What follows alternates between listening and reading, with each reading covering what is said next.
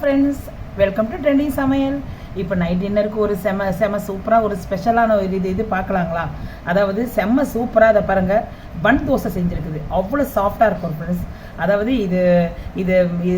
இது எப்படி செஞ்சுது, இதுக்கு என்னென்ன பொருள் தேவைப்படுது, தேவையான பொருள் அப்படின்னு சொல்லிட்டு இதை பாருங்கள், எவ்வளோ சூப்பராக இருக்குது பாருங்கள். இது நம்ம நைட் டின்னருக்கு நீங்களுக்கும் நீங்களும் அவ்வளோ சாஃப்டாக இருக்குது ஃப்ரெண்ட்ஸ். அவ்வளோ சாஃப்டாக இருக்கும். இது எப்படி செய்யலான்னு சொல்லிட்டு நம்ம இப்போ வீடியோக்குள்ளே போய் பார்க்கலாமா? வாங்க போகலாம். ப்ரைஸ் இல்லாங்க. ஹலோ ஃப்ரெண்ட்ஸ், எல்லோரும் எப்படி இருக்கீங்க? நம்ம ஒரு ஈவினிங் இந்த மாலை நேரத்தில் ஒரு டின்னர் செய்யலாங்களா? அது ஒன்றும் இல்லை ஃப்ரெண்ட்ஸ். இப்போ இந்த ரவையை வச்சு என்ன இது ரவையை வச்சுக்கிட்டு நம்ம என்ன இட்லி செய்கிறாங்களா அப்படின்னு சொல்லிட்டு கேட்காதீங்க. ரவையை வச்சுன்னு ஒரு பன் தோசை செய்யலாம் ஃப்ரெண்ட்ஸ். அதாவது நல்லா இட்லி மாதிரியே நல்லா அவ்வளோ சாஃப்டாக ஒரு டிஃப்ரெண்ட்டாக இருக்கும். நம்ம இதை குழந்தைங்களுக்கு நம்ம பெரியவங்களுக்கெல்லாம் நல்லா அதை பிச்சு சாப்பிடும் போது அதுக்கேற்ற ஒரு காம்பினேஷன் சட்னி வச்சு சாப்பிடும் போது செம்ம சூப்பராக இருக்கும். அது எப்படி செய்யலாம்னு சொல்லிட்டு நம்ம வீடியோக்குள்ளே போய் பார்க்கலாமா? வாங்க போகலாம். அதுக்கு தேவையான பொருள் இது ஒரு 250 கிராம் இருக்கும். இதில் ரவை எடுத்துக்கிறேங்க. ரவை எடுத்துக்கிட்டேன். அதுக்கப்புறம் இதுக்கு தேவையான பொருள் என்னென்னா, ஒரு வெங்காயம் ஆனியன் எடுத்துருக்கிறேன், கொஞ்சம் கருவேப்பிலை, கொஞ்சம் இஞ்சி, கொஞ்சம் பச்சை மிளகாய், கொஞ்சம் கொத்தமல்லி. இதுதான் இதுக்கு தேவைப்படும். இது எப்படி செய்யலான்னு சொல்லிட்டு இப்போ நம்ம வீடியோ கூட போய் பார்க்கலாமா? வாங்க போகலாம். இப்போ நம்ம கொஞ்சம் பொருளை தாளிச்சுக்கலாங்க. இதில் நம்ம ஒரு வானல் வச்சுருக்கோம். வானலில் கொஞ்சோண்டு எண்ணெய் விட்டுக்குங்க. ஒரு 2 டீஸ்பூன் எண்ணெய் விட்டுக்குங்க. அதில் கொஞ்சோண்டு சீரகம் போட்டுக்கலாம். சீரகம் போட்டால் தான் நல்ல ஒரு டேஸ்ட் கொடுக்கும். சீரகம் போட்டுட்ட பிறகு அப்படியே கடுகு போட்டுக்கலாம். கொஞ்சம் பொரியட்டும். இப்போ கொஞ்சம் கருவேப்பிலை போட்டுக்கோங்க. கருவேப்பிலை போட்டுட்ட பிறகு கொஞ்சோண்டு உளுந்து போட்டுக்கோங்க ஃப்ரெண்ட்ஸ். உளுந்துல கொஞ்சம் நல்லா வாசம் கொடுக்கும். கொஞ்சோண்டு கடலைப்பருப்பு போட்டுக்கோங்க. அது வாயில் நம்ம தென்படும் போது அது சுவை நல்லாயிருக்கும். இதில் கொஞ்சம் பெருங்காயம் ஆட் பண்ணிக்கோங்க. இது கொஞ்சோண்டு இஞ்சி ஆட் பண்ணிக்கோங்க. இஞ்சி நம்ம இது பண்ணோம் இல்லைங்களா, நம்ம உங்கள்கிட்ட சொன்னோம் இல்லைங்களா, இஞ்சி, கருவேப்பிலை, பச்சை மிளகாய் ரெண்டுத்தையும் ஆட் பண்ணிக்கோங்க. இது நல்லா கொஞ்சம் பச்சை வாசம் வரட்டும்.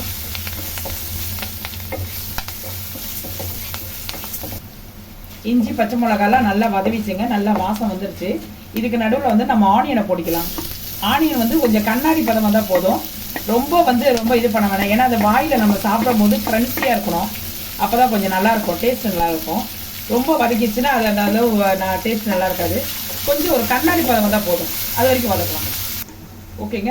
இது வெங்காயம் பாதி அளவு வந்திருக்கு. இது போதும். ரொம்ப இது பண்ண தேவையில்லை. இதில் இந்த கொத்தமல்லி சொன்னேன் இல்லைங்களா, அதை போட்டுருங்க. அது போட்டு ரொம்ப நேரம் இருக்க தேவையில்லை. அப்படியே நீங்கள் அதை இது பண்ணிவிட்டு நம்ம போட்டுட்டு ஆஃப் பண்ணிட்டாவே அது இது அப்படியே சுருண்டுறது. இது அப்படியே நம்ம இது கொஞ்சம் ஒரு செகண்டு இது அவ்வளோதாங்க. இதை என்ன பண்ணினா இதை ஒரு பக்கம் அப்படியே வச்சிடலாம். கொஞ்சம் ஆறட்டும். நெக்ஸ்ட்டு நம்ம ரவையை நம்ம அரைச்சிக்கலாம். ஒரு மிக்சிங் பவுல் எடுத்துக்கலாங்க. அதில் நான் சொன்னேன் இல்லைங்களா, ஒரு கப் ரவை எடுத்து அப்படியே இதில் கொட்டிடுங்க. இப்போ ரவை போட்டோம். இதில் 3 டீஸ்பூன் பச்சரிசி மாவு போட்டுக்கலாம் ஃப்ரெண்ட்ஸ். 3 டீஸ்பூன் போட்டுக்கோங்க, கரெக்டாக இருக்கும். இப்போ நம்ம எதில் அளந்தோமோ, ரவை அளந்தோம் இல்லைங்களா, அந்த கப்பு, அதில் ஒரு அரை கப்பு அளவு தயிர் ஊற்றிக்குங்க.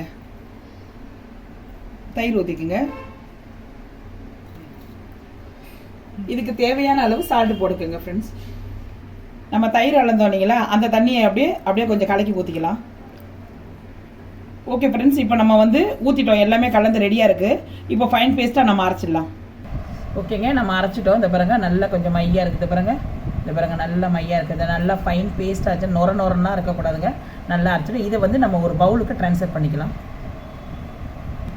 ஓகேங்க, இப்போ பாருங்கள் மாவு கொஞ்சம் ரொம்ப திக்காக இருக்குது. இந்த பாருங்க மாவு திக்காக இருக்குது. நம்ம மாவு அரைச்சோம் இல்லைங்களா, அந்த மிக்ஸி ஜாரு, அந்த ஜாரில் இருக்குது இல்லைங்க, அந்த ஜாரில் கொஞ்சம் தண்ணி ஊற்றிக்குங்க.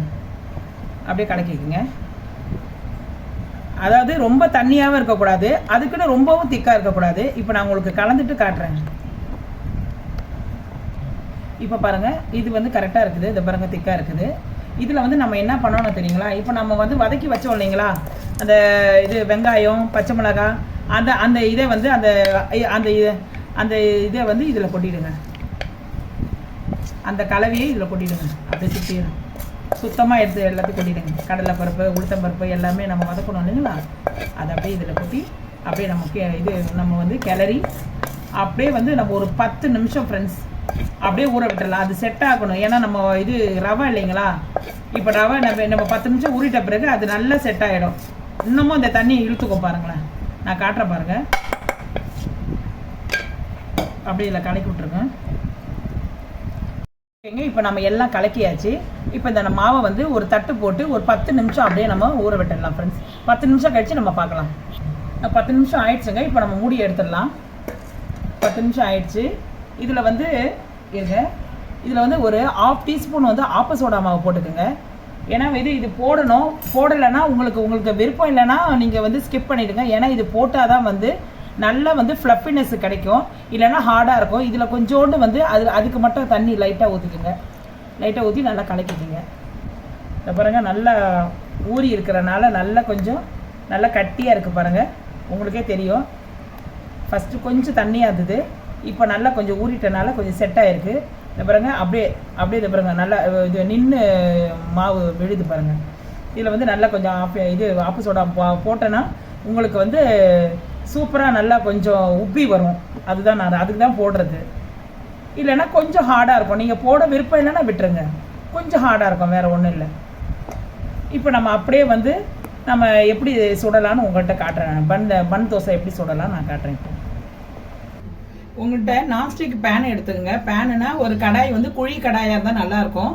என்கிட்ட இந்த அளவு கடாய் தான் இருக்குது. நான்ஸ்டிக் பேனில் தான் நம்ம ஒட்டாமல் வரும். நீங்கள் வேறு ஏதாவது நீங்கள் சின்ன தாளிக்கிற கரண்டியில் வச்சிங்கன்னா அது ஒட்டும்.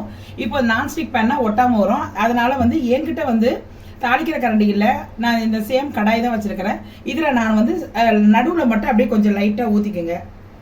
இப்போ நான் உங்களுக்கு ஊற்றி காட்டுறேன் பாருங்கள். இந்த பாருங்கள், தீத்த வேண்டாம், அப்படியே இருக்கட்டும். அப்படியே நம்ம என்ன பண்ணிடலாம், மூடியை போட்டு மூடிடலாம். ஆனால் வந்து நம்ம ஃப்ளேம் வந்து மீடியம் ஃப்ளேமில் தான் இருக்கணும். ஃபுல் ஃப்ளேமில் வச்சுருக்க கூடாதுங்க ஃப்ரெண்ட்ஸ், ஓகேங்களா? மீடியம் ஃப்ளேமில் தான் இருக்கணும். அப்போ தான் அது நல்லா வேகும். தீயக்கூடாது, மீடியம்லேயே தான் அது வேகணும். இப்போ நான் அது உங்களுக்கு திருப்பி போடும்போது காட்டுறேன். இப்போ மூடி எடுத்துடலாங்க. எடுத்துகிட்டு பார்க்கலாம். இதை பாருங்கள், நல்லா வெந்திருக்குது பாருங்கள். மேலே மட்டும் நல்லா வெந்திருக்குது, மேலே மட்டும். இது அப்படியே வந்து நம்ம வந்து இதை பாருங்கள், பிடிக்கல பாருங்கள், அப்படியே திருப்பி போடுங்க. இதை பாருங்கள், இந்த கலர் இருக்கணும். அப்படியே ஒரு கொஞ்சம் நேரம், ஏன்னா நம்ம இது மீடியம் இதில் இருந்தால் தான் நம்ம வந்து மேலேயும் வேகும் உள்ளேயும் வேகும். இப்போ நம்ம திருப்பி போட்டோம் இல்லைங்களா, அது உள்ளே வேகும். இப்போ மேலே அடிப்பாக வெந்துருச்சு, இப்போ உள்ளே வேகணும். உள்ளே வெந்துடும், நம்ம எடுத்துடலாம். இப்போ நல்லா வெந்திருப்போங்க. இப்போ வந்து இந்த பாருங்க, இந்த மாதிரி கலர் ப்ரௌனிஷ் ஆகிட்ட பிறகு நம்ம எடுத்துடலாம். நல்லா வெந்துருச்சு. இப்போ செகண்ட் ஒன்று சொல்கிறோம் பாருங்க.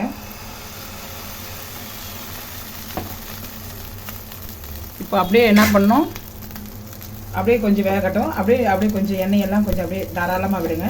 அப்படியே இந்த மூடியை போட்டு மூடிடலாம். இப்போ பாருங்கள், செம சூப்பரான இது பன் தோசை ரெடி ஆயிடுச்சு. செம சூப்பராக நைட் டின்னருக்கு ஒரு ஸ்பெஷல் டிஃப்ரெண்ட்டாக இருக்கும் ஃப்ரெண்ட்ஸ். இது ரவையில் செஞ்ச பன் தோசை. அதாவது எப்படின்னா, இது எதுக்கு இந்த பன் தோசைனா பேர் வந்ததுன்னா, இது வந்து அவ்வளோ சாஃப்டாக இருக்கும் ஃப்ரெண்ட்ஸ். உள்ளே வந்து நல்லா வெந்து போயிட்டு அவ்வளோ சாஃப்டாக கிறிஸ்பியாக நல்லா இருக்கும், டேஸ்ட்டாக இருக்கும். அதுக்கு தகுந்த ஒரு தக்காளி சட்னி வச்சுருக்கிறேன். நீங்கள் தேங்காய் சட்னி கூட வச்சுக்கலாம், எதுவாக இருந்தாலும் உங்களுக்கு காம்பினேஷனு. ஆனால் அவ்வளோ சுவையாக இருக்கும். இந்த நைட் டின்னருக்கு இதை செஞ்சு நீங்களும் செய்து அசத்துங்க ஃப்ரெண்ட்ஸ், ஓகேங்களா? இதை வந்து நான் உங்கள் முன்னாடி வந்து நான் இது ஓப்பன் பண்ணி காட்டுறேன், பிச்சு காட்டுறேன். இதை பாருங்கள், இதை பாருங்கள் எவ்வளோ சூப்பராக, இதை பாருங்கள் வெந்திருக்கு பாருங்கள். இதை பாருங்கள் எவ்வளோ சூப்பராக, இதை பாருங்கள். இதை நீங்களே பாருங்கள். இதை பாருங்கள் ஃப்ரெண்ட்ஸ், ஓகேங்களா? நல்லா உள்ளெல்லாம் நல்லா வெந்திருக்குது பாருங்கள். நல்லா அவ்வளோ கிறிஸ்பியாக, அவ்வளோ இது பாருங்கள் ஸ்பான்ஸாக இருக்குது பாருங்கள். இதை பாருங்கள் அவ்வளோ பாருங்கள். இதை பாருங்கள் ஃப்ரெண்ட்ஸ், எவ்வளோ சூப்பராக எவ்வளோ சாஃப்டாக இருக்குது பாருங்கள். அப்படியே இதை பாருங்கள், இது உங்கள் முன்னாடி வந்து இதை பாருங்கள், இதுலேயும் பாருங்கள். இதை பாருங்கள், நல்லா பாருங்கள், நல்லா வெந்திருக்கு பாருங்கள். தெரியுதுங்களா ஃப்ரெண்ட்ஸ் உங்களுக்கு? நல்லா வெந்திருக்கு பாருங்கள்.